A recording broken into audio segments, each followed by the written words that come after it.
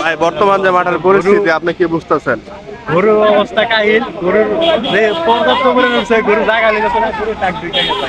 দর্শক, আমি এই মুহূর্তে পোড়াবাড়ি কোরবানির হাটে অবস্থান করছি। ব্যাপক পরিসরে গরু কিন্তু চলে এসেছে ইতিমধ্যেই। কোরবানির উপলক্ষে কিন্তু এবছর ক্রেতাগণরা ব্যাপক হারে গরু তুলেছে এই কোরবানির হাটে। দর্শক, পোড়াবাড়ি গতবার কিন্তু কোরবানির হাট হয়নি যতদূর জানতে পেরেছি, কিন্তু এই বছর সর্বাধিক গরু উঠেছে পোড়াবাড়ি এই কোরবানির হাটে। দর্শক, কোরবানিকে কেন্দ্র করে এবছর গরুর যে পরিমাণ চাহিদা আমরা বুঝতে পারতেছি, যার কারণেই কিন্তু ক্রেতাগণ বিক্রেতাগণ দূর দূরান্ত থেকে গরু নিয়ে আসছে বা বিক্রি বা কেনার জন্য।